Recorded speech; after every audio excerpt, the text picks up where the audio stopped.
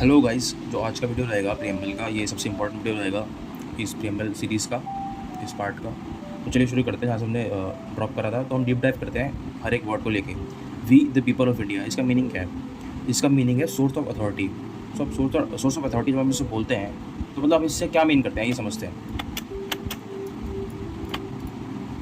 सो जो we the people of India है, that is sovereignty rest with the people. मतलब जो पार है वो हमारे पास है, सोवरेनिटी है, हमें इंडिपेंडेंट है। लाइक जैसे हमने कॉन्स्टिट्यूशन बनाया तो हमने किसी के अंडर नहीं बनाया, वो हमने खुद से बनाया, खुद के लिए बनाया। और इसी वजह से इसको बोला जाता है सोर्स ऑफ द कॉन्स्टिट्यूशन। हम है सोर्स ऑफ कॉन्स्टिट्यूशन, हमसे ही पावर मिलती है क्योंकि डेमोक्रेसी है। हम ही अपने रिप्रेजेंटेटिव चुनते हैं, हमारे लिए ही चुनते हैं। So the ultimate power to make and govern law comes from the citizen, not from any king, colonial rule और एक्सटर्नल अथॉरिटी। बस यहाँ हम ये बताना चाह रहे हैं कि हम आज़ाद हो चुके हैं, हमारे ऊपर कोई कॉलोनियल रूल नहीं है, ना कोई किंग बैठा हुआ है ऊपर। जो सेकंड पॉइंट है वो है people are the source of constitution. It is not given to us by British parliament और any monarch. It is framed by representative elected by Indians themselves in constituent assembly. Basically हमें challenge करा गया था अपना constitution बनाने के लिए। सो यहाँ हम फर्स्ट लाइन में ये बताएं कि we the people of India, ये सोर्स ऑफ अथॉरिटी है, हमने बनाया है कॉन्स्टिट्यूशन अपना। ठीक है, हमने किसी की हेल्प नहीं ली, हमने खुद से बनाया, कम रिसोर्सेज के साथ और सबसे बढ़िया। ठीक है, फर्स्ट पॉइंट तो ये है, ये भी काफ़ी इंपॉर्टेंट पॉइंट था। आइए चलिए सेकंड पॉइंट पढ़ते हैं, that is having solemnly resolve to constitute India into a sovereign socialist secular democratic republic. ठीक है, ये जो 5 पॉइंट्स हैं इनको बहुत ध्यान से पढ़ना है। और इनकी जो क्रोनोलॉजी है कि फर्स्ट सॉवरेन आया, फिर सोशलिस्ट आया, फिर सेक्युलर आया, फिर डेमोक्रेटिक रिपब्लिक आया। ये क्रोनोलॉजी आपको ध्यान देनी चाहिए क्योंकि ये एग्जाम से पूछा हुआ है। तो ये जो मैंने मार्क करा है सोशलिस्ट, सेक्युलर, इंटीग्रिटी, ये मैंने ऐसी मार्क नहीं करा हुआ। इसका मीनिंग ये है कि ये जब कॉन्स्टिट्यूशन था, बन रहा था, तब नहीं ऐड हुए, ये बाद में ऐड हुए हैं, एडिड बाय 42nd अमेंडमेंट 1976। ये देखिए, ये आगे में हम डिस्कस करेंगे। ये इस अमेंडमेंट के अंदर ऐड हुए हैं। अमेंडमेंट का मतलब क्या होता है कि कॉन्स्टिट्यूशन को हमने चेंज करा अपने हिसाब से। तो कई लोग बोलते हैं कि हम कॉन्स्टिट्यूशन को चेंज नहीं कर सकते। नहीं, ऐसा नहीं है, तो कॉन्स्टिट्यूशन चेंज हो सकता है, बट लीगली ऐसा नहीं कोई भी उठ के करना चेंज कर देगा। और इस पॉइंट को हम डिस्कस करते हैं, जो सेकंड पॉइंट है। चलिए, तो सेकंड पॉइंट रहेगा नेचर ऑफ इंडियन स्टेट। जो मैंने 5 आपको वर्ड्स बताए, ये हमें डिस्क्राइब करता है इंडियन स्टेट का नेचर। नेचर कैसा है? जैसे हम किसी भी कंट्री में जाते हैं तो उसका नेचर क्या है स्टेट का, वो हमें क्या लीगलिटीज़ प्रोवाइड करता है, क्या चीज़ प्रोवाइड करता है हमको, देखते हैं। फर्स्ट है सोवरेनिटी, जो हमने ऊपर डिस्कस करा कि हम किसी के ऊपर डिपेंडेंट नहीं है, हम अपने एक्शंस, हम अपने लॉज खुद बना सकते हैं, जैसे ही पार्लियामेंट में हम बनाते हैं। So implies that India is neither a dependency nor a dominion of any other nation. Dominion का मतलब क्या होता है कि जैसे मान लीजिए ब्रिटिशर्स थे, तो वो चाह रहे थे कि हम डोमिनियन स्टेटस ले लें। डोमिनियन स्टेटस का मतलब क्या होता है कि वो ऊपर रहें पर हम भी उनके नीचे काम करें, पर नीचे ही काम करें। टोटल फ्रीडम नहीं है उसमें ये है कि हमारे ऊपर ब्रिटिशर्स रहेंगे, हम उनके नीचे काम करेंगे, ऐसा है। ठीक है, सोवरेनिटी पहला है। दूसरा क्या है? सोशलिस्ट। ये भी 42nd अमेंडमेंट 1976 के अंदर ऐड हुआ है। तो सोशलिस्ट को अगर हम लेमन टर्म्स में समझे तो क्या है? समाजवाद, मतलब कि लोगों की मदद करना। ठीक है, इनइक्वालिटी कम करना। ये नहीं कि अगर अमीर है तो अमीर ही हो जाए, गरीब ही रह जाए, उसके लिए हम कुछ ना करें। तो यहाँ पे बेसिकली जो कीवर्ड रहेगा वो रहेगा वेलफेयर स्टेट को हमें आगे बढ़ाना है। वेलफेयर स्टेट का मतलब क्या है कि फ्री एजुकेशन दे दी गवर्नमेंट स्कूल्स में, पुअर को subsidies they the, health care for all कर दिया। जैसे कभी भी आप गवर्नमेंट हॉस्पिटल्स में जाएंगे, इमरजेंसी में जाएंगे, तो सबके लिए है। ये नहीं है कि आप अमीर हो तो आपके लिए है, गरीब हो तो आपके लिए नहीं है। तो सेकंड वर्ड रहेगा हमारा सोशलिस्ट। और थर्ड वर्ड रहेगा जो हमें ढंग से समझना है, वो ये रहेगा, दैट इज़ सेक्युलर। सेक्युलर का मीनिंग क्या है? The state has no official religion and treat all religion equally. People are free to follow any faith or none at all. Example, Hindu, Sikh, Muslim, Christian can all celebrate their festival freely in India. Secular का meaning यही है कि हम सब एक हैं, चाहे वो किसी भी रिलीजन से हो। यहाँ पे रिलीजन वर्ड को हमें मतलब कॉइन करा गया है, उसी जो इक्वलिटी रिलीजन के ऊपर आती है, मतलब सब रिलीजन इक्वल है, उसी को सेकुलर बोला गया है। और इसमें 2 चीज़ आती हैं। 2 चीज़ क्या है, आइए समझते हैं। 2 चीज़ ये है कि सेकुलरिज्म भी 2 टाइप की होती है। First is negative secularism and positive secularism. Negative secularism जो फॉलो होती है वो यूएसए में फॉलो होती है। इसका मीनिंग क्या है? Complete separation of religion from any state. मतलब किसी भी धर्म का त्यौहार हो, आपको छुट्टी नहीं मिलेगी। ये इस टाइप का सेकुलरिज्म है। यहाँ पे भी इक्वालिटी है, यहाँ पे नेगेटिव इक्वालिटी है, मतलब कि किसी को भी छुट्टी नहीं मिलेगी। वेयर एज पॉजिटिव सेकुलरिज्म का मतलब क्या है कि जैसे कोई भी त्यौहार आता है, फेस्टिवल आता है, दिवाली आती है, पटाखे जला रहे हैं, ईद आती है, ठीक है, खीर खा रहे हैं, तो उसमें क्या है कि सबको छुट्टी मिलेगी, सबको इक्वल हमने तोला हुआ है।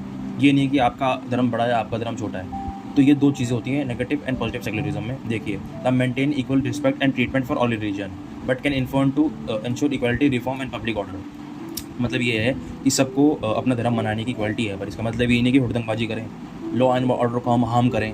तो इसमें ये बताया गया है कि इक्वालिटी रिफॉर्म और पब्लिक ऑर्डर के अंदर तहत आप कुछ भी काम या कुछ भी सेलिब्रेशन कर सकते हैं। तो पॉजिटिव सेक्युलरिज्म इंडिया में फॉलो होती है और नेगेटिव सेक्युलरिज्म यूएसए में फॉलो होती है। ये पॉइंट्स हमें ध्यान रखने थे। चलिए अब दूसरे पॉइंट पे बात कर लेते हैं, वो रहेगा डेमोक्रेटिक। डेमोक्रेटिक तो आपको पता ही है कि people choose there leaders through free and fair elections. Democratic का मतलब क्या है? मोनार्क का अपोजिट। मोनार्क कौन होता है? राजा। राजाशाही का अपोजिट मतलब डेमोक्रेसी। मतलब हम चुनेंगे कि कौन लॉ बनाएगा। हम जो इंडिया है वो इंडायरेक्ट डेमोक्रेटिक चीज़ों को फॉलो करता है, क्योंकि हम पहले रिप्रेजेंटेटिव चूज़ करते हैं, उसके बाद वो लॉज बनाते हैं। सो इसमें भी 2 डिस्टिंक्शन आ जाती हैं, उसको भी स्टडी करते हैं। आइए, सो पहला रहेगा direct democracy and indirect democracy. पहले हम इंडियन की डेमोक्रेसी को समझते हैं। People elect representative who make laws and policies on their behalf. ठीक है, मतलब यहाँ डायरेक्ट नहीं होगा कुछ भी, यहाँ हम अपने रिप्रेजेंटेटिव चूज़ करेंगे, उसके बाद वो रिप्रेजेंटेटिव अलग रूल बनाएंगे हमारे लिए। देखिए, citizen role is mainly to choose leader during election, works in large complex societies, modern democracies use this examples. मतलब जहाँ पे अब जैसे इंडिया है, वहाँ बहुत डाइवर्सिटी है, तो वहाँ पे ऐसी चीज़ चल सकती है, क्योंकि सबके अपने व्यूज़ होंगे। कोई कुछ चाहेगा, कोई कुछ चाहेगा, तो इससे बढ़िया है कि उनको ही पावर दे दी जाए कि आप चूज़ करिए एक, और वही आपका रिप्रेजेंटेटिव होगा और वही आपके लॉज बनाएगा आपके लिए। तो इंडिया, यूएसए, यूके, कनाडा, ये थोड़ी टाइपिंग मिस्टेक हो गई, इग्नोर करना। तो ये इंडायरेक्ट डेमोक्रेसी रहती है। बट जब हम बात करते हैं डायरेक्ट डेमोक्रेसी की, तो उसमें people directly take part in decision making on laws and policy without intermediaries. मतलब यहाँ पे रिप्रेजेंटेटिव का इतना बड़ा रोल नहीं होता, क्योंकि यहाँ जो पीपल है उनके पास ज़्यादा पावर दी गई है। तो डायरेक्ट डेमोक्रेसी के कुछ डिवाइसेस होते हैं, डिवाइस का मतलब टूल होते हैं उनको प्रैक्टिस करने के। फर्स्ट ये आपने चारों सुने होंगे, ये इंपॉर्टेंट भी है, काफ़ी डिटेल्ड लेक्चर रहने वाला है ये। सो पहला रहेगा referendum, a vote by people on specific law और पॉलिसी। सिटीजन एक्सेप्ट और reject a proposal made by legislature. Example, मतलब इसमें क्या है, रेफरेंडम का मतलब क्या है? जब भी हमारे यहाँ कोई बिल आता है तो लोकसभा से पास होगा, राज्यसभा से पास होगा, सॉरी फंबल हो गया। तो उसमें क्या है, उसके बाद लोगों की पावर नहीं है कुछ भी करने की। ठीक है, लोगों के पास पावर क्या है हमारे पास, कि हम रिप्रेजेंटेटिव चूज करें, फिर वो कुछ भी करते रहें, चाहे वो कोई भी लॉ बनाते रहें। ठीक है, पर रेफरेंडम में क्या है कि आप उस पॉलिसी को एक्सेप्ट और रिजेक्ट कर सकते हो, जो भी लेजिस्लेचर बना के लाएगा। तो इसमें ये बेसिक डिफरेंस होता है। और दूसरी चीज़ होती है इनिशिएटिव। और लेजिस्लेचर को आप यहाँ से हटा दें। लेजिस्लेचर का मतलब अगर आपको नहीं पता तो जो लॉ मेकिंग बॉडी होती है उसको लेजिस्लेचर कहते हैं। ठीक है, इनिशिएटिव का मतलब जो दूसरा टूल है इसका ये है, citizen propose a new law और अमेंडमेंट डायरेक्टली। मतलब मानिए कि अगर आपको कोई लॉ चाहिए, फर्स्ट वाले केस में क्या था कि पहले लेजिस्लेचर लॉ बना रहा है, लॉ बना लिया, बुक बना ली, उसके बाद पीपल की हमने एक्सेप्टेंस देखी कि वो कर रहे हैं कि नहीं कर रहे हैं। पर यहाँ पे क्या है इनिशिएटिव में कि हम खुद एक बुक लेके आए और हमने बोला कि हमें ये चाहिए। ठीक है, इसका मतलब ये है। और रिकॉल सबसे बेस्ट जो ये चीज़ लगती है मुझे, a process to remove an elected representative before the end of the term if they fail to perform. सबसे बेस्ट, अगर कोई काम नहीं कर रहा तो उसको हटा दो, ये रिकॉल होता है। एंड फोर्थ टूल जो रहेगा वो रहेगा प्लेबिसाइड। प्लेबिसाइड का मतलब क्या है, ये जम्मू कश्मीर में भी हुआ था, मतलब लोगों की राय लेना, समझ रहे हैं, कि लोगों से पूछना कि आप क्या चाहते हैं। मान लीजिए कि जम्मू एंड कश्मीर का जो इशू बहुत पुराना चल रहा है, तो उसमें हमने प्लेबिसाइड कराया था कि क्या चाहती है जनता का। तो हम देखेंगे क्या चाहती है। Direct vote by people to express opinion on an important public question often about territorial change. तो यहाँ पर टेरिटोरियल चेंज, इस पर आपको फोकस करना है। ठीक है, कि लोग क्या चाहते हैं। डेमोग्राफिक चेंज जब होता है तो लोग क्या चाहते हैं, लोगों का ओपिनियन भी यहाँ पे बहुत मैटर करता है। तो यहाँ वही बताया गया है, 47-48 में इशू हुआ था प्लेबिसाइड, बट वो कभी हुआ नहीं। मतलब प्रपोज हुआ है पर हुआ नहीं कभी, वो चाह रहे थे हो पर वो हटा दिया गया। पर फ्रांस में 1961 में प्लेबिसाइड हुआ, अल्जीरियन इंडिपेंडेंस वहीं से आई। इसे कहने का मतलब ये। सो जो लास्ट चीज़ है रिपब्लिक, ये भी वही पॉइंट चल रहा है, इसको भूलना नहीं है, हमको कंफ्यूज नहीं करना। पहले सोफ्रेन, सोशलिस्ट, सेकुलर, डेमोक्रेटिक, रिपब्लिक। इसकी क्रोनोलॉजी आपको याद रखनी है, पांच वर्ड्स है, और इनको हम डीप डाइव इसलिए कर रहे हैं कि किसी भी लेवल का क्वेश्चन है तो आपसे वो इजीली हो जाए। सो रिपब्लिक का मतलब क्या होता है, हम रिपब्लिक डे मनाते हैं। रिपब्लिक का मतलब यही है कि जो हमने हमारा बॉस चुना है वो हमने अपनी सहमति से चुना है, बस यही मतलब है इसका। कोई मोनार्क नहीं है ऊपर, हमने जो एक बॉस को चुना है उसका एक टेन्योर है 5 साल, 6 साल, 10 साल, और वो हमने चुना है। बस उसी को रिपब्लिक कहते हैं। In political sense republic is a form of government in which the head of state is elected directly और indirectly for a fix period of time, fix period of term, and not by hereditary monarch and where sovereignty ultimately rest with the people. ठीक है, ये point बहुत important है। चलिए, ये अभी second point हुआ है। ठीक है, आज वीडियो थोड़ी लंबी रहेगी, सॉरी, पर ये तो करना ही पड़ेगा। सो यहाँ पे क्या है, अब हमारे जो कॉन्स्टिट्यूशन है उसके कुछ ऑब्जेक्टिव्स हैं। क्या ऑब्जेक्टिव्स हैं? जस्टिस है, लिबर्टी है, इक्वालिटी है, फ्रेटर्निटी, 4 चीज़ें हैं। इसमें भी वो कभी कभी कंफ्यूज करके चीज़ें पूछ लेता है, क्वेश्चन पूछ लेता है। और आजकल तो एसएससी एग्ज़ाम हो गया, कोई भी एग्ज़ाम हो गया, उसमें भी आप देखेंगे कि जीके की वैल्यू बहुत बढ़ती जा रही है। सो हम इनको भी हम एक एक करके समझेंगे। क्या है ये objective of constitution? Justice, liberty, equality, fraternity. ठीक है, आइए चलिए। So secure to all its citizens, क्या सिक्योर करना है? जस्टिस, ये हमने लिया है रशियन रेवोल्यूशन से, ये बहुत इंपॉर्टेंट है 1917 में। तो जस्टिस हमने अपने प्रीएम्बल में ये जो वर्ड ऐड करा, ये रशियन रेवोल्यूशन से आया है। अब जस्टिस जैसा आपको पता ही है, किन बेसिस पे? 3 चीज़ों का हमें जस्टिस मिलता है, सोशल, इकोनॉमिकल, पॉलिटिकल। चलिए ये चीज़ें समझते हैं। पॉलिटिकल का मतलब क्या है? पॉलिटिकल जस्टिस क्या है कि कोई भी बंदा प्राइम मिनिस्टर बन सकता है। तो उसमें कुछ ये नहीं है कि इस पर्टिकुलर रिलीजन का या इस पर्टिकुलर कास्ट का ही आपका बनेगा, चाहे वो पढ़ा लिखा हो चाहे नहीं हो, कोई भी बन सकता है। ये सबके पास पार है। पॉलिटिकल जस्टिस हो गया हमारा। इकोनॉमिक जस्टिस क्या है? No economic discrimination, fair opportunity, removal of wealth gap. ये वही बात आ गई ऊपर वाली। It is achieved in India through DPSP welfare schemes, policies aimed at reducing poverty, ensuring equitable distribution of resources. यहाँ पे भी हमको जो हमें चीज़ देखनी है, की पॉइंट क्या है यहाँ पे? Welfare state. वेलफेयर स्टेट का मतलब मैंने आपको ऊपर भी समझाया कि समाज सेवा, जैसे कि free education they the schools में, कि गरीब का बच्चा भी पढ़े, अमीर का बच्चा भी पढ़े। ठीक है। इकोनॉमिक का मतलब यही हो गया, इकोनॉमिक डिस्क्रिमिनेशन नहीं कर सकते हम। मानिए मॉल है, आप किसी मॉल में गए और आप अनएम्प्लॉयड है, ठीक है, और एक है जो बिजनेसमैन है, तो दोनों को एंट्री मिलेगी अंदर, इकोनॉमिक डिस्क्रिमिनेशन नहीं होगा उसका उस बेसिस पे। ठीक है। और सोशल का मतलब ये कि हम सब इक्वल हैं, हम किसी भी caste, colour, race, sex and so on, gender में हम इक्वल है, उस बेसिस पर हम पे कोई डिस्क्रिमिनेशन नहीं हो सकता। It means absence of privilege being extended to any particular section of society and improvement in the condition of backward. इसमें 2 चीज़ें अपोजिट लिख दी हैं, बट इनका मीनिंग समझते हैं। चलिए, it means absence of privilege being extended to any particular section of society. मतलब कुछ privilege Indian state as in government का, ये नहीं कि हम वो किसी एक पर्टिकुलर चीज़ को ही दे दें, ठीक है, कि किसी एक पर्टिकुलर ग्रुप को ही हम वो सब कुछ प्रोवाइड कर दें। बट दूसरी चीज़ यहाँ भी लिखी हुई है कि improvement in the condition of backward class. तो बैकवर्ड क्लासेज हैं उनको हमने रिजर्वेशंस दे रखा है। क्यों? ये पॉजिटिव डिस्क्रिमिनेशन है, क्योंकि आप एक चीज़ समझिए कि एक लेवल पर चीज़ हो रही है, एक लेवल है, अर्थ है मान लो, उसमें 4 लोग खड़े हुए हैं, ठीक है, और एक है जो नीचे दबा हुआ है। समझ पा रहे हैं? एक जो नीचे दबा हुआ है, हमें उसको इक्वल लेवल पे लाना है, उन 5 को हमें साथ खड़ा करना है, तभी उस चीज़ को बोला जाता है पॉजिटिव डिस्क्रिमिनेशन। डिस्क्रिमिनेशन तो हो रही है, जो 4 बंदे ऊपर खड़े हैं उनके साथ डिस्क्रिमिनेशन हो रही है, और जो नीचे जो बंदा ऊपर आएगा उसी की वजह से तो हमें जस्टिस मिलेगा, और जो हमारा नेशन है वो आगे बढ़ेगा। ठीक है। और दूसरा हम जो चीज़ समझते हैं इसमें, जो दूसरा की पॉइंट है वो लिबर्टी। लिबर्टी मतलब क्या? जैसे भी आपको पता है, लिबर्टी का मतलब होता है फ्रीडम। तो in case of preamble, liberty of what? Liberty means the freedom of thoughts, expression, belief, faith, worship for every individual. तो यहाँ पे आप देखेंगे तो पीसीएस एग्जाम्स में ये भी पूछ लेता है कि इसमें कितनी कंपोनेंट्स हैं, 1 2 3 4 5 हैं। Thoughts, expression, belief, faith and worship for every individual without unreasonable restriction. अब यहाँ पे विदाउट अनरीजनेबल का मतलब क्या होगा? With some restrictions. कुछ रिस्ट्रिक्शन है, इसका मतलब ये नहीं आपको इक्वलिटी या लिबर्टी दे दी तो आप कुछ भी करेंगे, कुछ रिस्ट्रिक्शन है लॉ एंड ऑर्डर की। ठीक है। It ensure that people can develop their personality freely.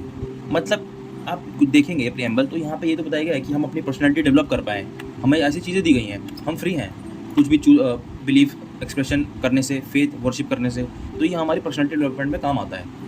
हमें कंस्ट्रेंट नहीं है कुछ भी। एक बंदा जा रहा है, एक बंदा है, वो किसी भी धर्म का है, तो हमने उसको लीगली बोला गया कि तू कुछ भी धर्म फॉलो कर, हमें उससे मतलब नहीं है, बस तू हार्म नहीं करेगा लॉ एंड ऑर्डर को, बस उसकी डेवलपमेंट शुरू हो गई यहाँ से, क्योंकि उसको मिल गई लिबर्टी चीज़ें करने की। ठीक है।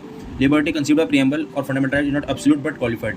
अब इसका मतलब क्या है? इसका मतलब ये जो मैंने आपको समझाया, नॉट एब्सोल्यूट का मतलब क्या है कि ये नहीं है कि हमने आपको लिबर्टी देते हैं उसका मतलब कुछ भी करोगे, वो क्वालिफाइड है, तो उसके अंदर चीज़ें हैं, कुछ पॉइंट्स हैं जो आप हैम्पर नहीं कर सकते। ठीक है। अब एक पॉइंट पहले समझ लेते हैं, लिबर्टी इक्वालिटी फ्रेटर्निटी। ये कहाँ से आई है? ये फ्रेंच रेवोल्यूशन से आई है। जो हमें चीज़ ध्यान देनी है ना वो यही है, जो जिस पे यूपीएससी खेलता है, कोई भी एग्जाम खेलता है, वो ये है, वो लिख देगा जस्टिस फ्रेंच रेवोल्यूशन से आया है। नहीं, जस्टिस जो है वो रशियन रेवोल्यूशन से आया है, आपको यही ध्यान रखना है। बाकी जो तीनों है वो फ्रेंच रेवोल्यूशन से आए हैं। अब इक्वालिटी का मतलब जो समझ रहे हैं, हाँ, मतलब जो डिफाइंड है उसमें इक्वालिटी किस पे क्या, वो दो पॉइंट्स है। इक्वालिटी ऑफ स्टेटस, मतलब हम सब एक हैं, irrespective of caste, religion, gender, race, हमें इक्वालिटी ऑफ स्टेटस मिला गया है कॉन्स्टिट्यूशन के द्वारा, ठीक है। एंड इक्वालिटी ऑफ अपॉर्चुनिटी, मतलब अपॉर्चुनिटी हमें सबको इक्वली मिलेगी। ये नहीं कि आप अगर एज का फैक्टर हटा दें तो आप सब फॉर्म फिल कर सकते हैं, ठीक है। इसका मतलब ये नहीं है कि आप हिंदू मुस्लिम या कुछ, मतलब कोई भी आप किसी भी धर्म से हैं तो आप ये फॉर्म नहीं भर सकते। आप सबको फॉर्म भरने का मौका मिलेगा, सब फॉर्म भर सकते हैं। इसी का मतलब है इक्वालिटी ऑफ अपॉर्चुनिटी, सबके पास इक्वल अपॉर्चुनिटी होनी चाहिए। सो इक्वालिटी हमें किस सेंस में मिलती है? Civic, political, economic. ये 3 पॉइंट्स आप ध्यान रखना, इसको ज़्यादा डिटेल में करेंगे तो वीडियो बहुत ही लंबी हो जाएगी। अब लास्ट में आता है फ्रेटर्निटी। फ्रेटर्निटी का मतलब होता है ब्रदरहुड, भाईचारा, बस यही मतलब है इसका, और कुछ मतलब नहीं है। Sense of brotherhood, assuring dignity of individual and unity and integrity of nation, मतलब हम सब एक हैं यार, हम सबको मिल के रहना है, उसी का मतलब फ्रेटर्निटी है। तो ये पॉइंट्स है, ये क्या है? इसका मतलब है कि ये है हमारे ऑब्जेक्टिव ऑफ कॉन्स्टिट्यूशन। ये ऑब्जेक्टिव है हमारे कॉन्स्टिट्यूशन के, कि कोई भी हमें पॉलिसी बनानी है, कोई भी उसमें लॉ है, कुछ भी चीज़ है, उसमें ये जस्टिस मिलेगा, लिबर्टी मिलेगी, इक्वालिटी मिलेगी, फ्रेटर्निटी मिलेगी, ठीक है। ये हमने समझ लिया है। तो फ्रेटर्निटी का हम ये समझ लेते हैं, assuring dignity of individual and unity and integrity of nation. और इंटीग्रिटी जो वर्ड है ये भी ऐड हुआ है 42nd अमेंडमेंट 1976 से, ठीक है। तो जो लास्ट पॉइंट इसमें रहेगा वो क्या है? Date of adoption of constitution. Commencement नहीं है, जब कमेंसमेंट का मतलब होता है जब हमारा कॉन्स्टिट्यूशन पूरी तरह लागू हो गया था, वो डेट नहीं लिखी हुई है इसमें, इस पर अभी तक क्वेश्चन नहीं आया, पर क्वेश्चन आगे बन सकता है। In our constitution assembly the 26th day of November 1949 do hereby adopt an act and give ourselves this constitution, ठीक है। अडॉप्शन डेट है कि हमने इस दिन तैयार कर लिया था, इस दिन अडॉप्ट हो गया था, ठीक है। और जो हमारा इसके बाद जो रहेगा, इसके बाद एक और वीडियो आएगी, वो रहेगी कि प्रीएम्बल कॉन्स्टिट्यूशन का पार्ट है या नहीं है, और इसके हिस्टोरिक बैकग्राउंड भी रहेंगे, वो नेक्स्ट वीडियो में करेंगे। पहले देख लेते हैं निकनेम्स। ये कुछ निकनेम्स हैं जो हमारे प्रीएम्बल को दिए गए हैं कुछ पर्सनैलिटीज़ द्वारा। सो फर्स्ट है के मुंशी। इन्होंने क्या बोला है? Horoscope of our sovereign democratic republic. ये प्रीएम्बल को इन्होंने नाम दिया है हॉर्स्कोप, इस वर्ड से आप याद रखना, के मुंशी। अब पंडित ठाकुरदास ने क्या बोला है? Soul of the constitution, key to the constitution, jewel set, proper yardstick. अब इसको याद करने के ना निमोनिक्स होते हैं। पंडित ठाकुरदास भरगवा, इन्होंने ये चीज़ हमको दी है। तो आप याद रखिए कि ये ज्वेल सेट खोल रहे हैं, उसके अंदर से सोल निकल रही है, ऐसे करके कुछ निमोनिक्स बना के आप याद कर लीजिए, उसको ऐसे हेल्प मिलती है। ये थोड़ा फनी तो लगता है बट इससे हेल्प मिलती है। ये जो है बारकर, ये तो अभी रिसेंटली भी किसी सीटी से या किसी एग्जाम में आया था, की नोट इन्होंने बोला है प्रीएम्बल को हमारे। एम हिदायतुल्ला, इन्होंने बोला resemble the declaration of independence of USA, ठीक है। So thank you so much guys, ये थोड़ी वीडियो बड़ी रही, तो हम ऐसी ही डिटेल में वीडियो करा करेंगे अब से, ठीक है। Thank you so much.